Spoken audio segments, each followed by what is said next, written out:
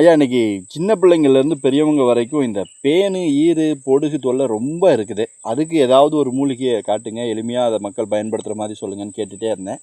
கூட்டிகிட்டு வந்திருக்கீங்க. இது என்ன மூலிகைங்க ஐயா? இது பேர் பச்சை இலை. நல்லா போட்டுட்டு கையாலேயோ இல்லை மிக்சிலையோ நல்லா போட்டுட்டு நல்லா இப்படி கசக்கணும். கசக்கிட்டு அப்படியே தேங்காய் எண்ணெயில போட்டு தேங்காய் எண்ணெயில 21 நாள் ஊற வச்சு தடவுனாங்கன்னா பொடுகு தொந்தரவு, பேன் தொந்தரவு ஃபினிஷிங் ஆகிடும். 2வது முடி உதிர்வது அப்பயே நின்றுடும். நல்ல முடி வளர்ச்சி கிடைக்கும். ஆனால் இது சாதாரண ஒரு ரோட்டு ஓரமாக களச்செடி மாதிரி வளர்ந்துருக்குது. ஆனால் இதுக்கு பின்னாடி இவ்வளோ பெரிய மருத்துவ பலன் இருக்குங்கிறது ரொம்ப ஆச்சரியமாக தான் இருக்குது. இது இருக்கு பாருங்க, இது கரும்புலம். இதையும் அந்த எண்ணெய் கூட யூஸ் பண்ணிக்கலாம். ஸோ மக்களே, இனிமேல் உங்கள் வீட்டில் இருக்க குழந்தைங்க, பெரியவங்க யாராவது தலையில் பேனு தொந்தரவு அப்படின்னு இருந்தாங்கன்னா நீங்கள் கவலைப்பட வேண்டிய தேவையே இல்லை.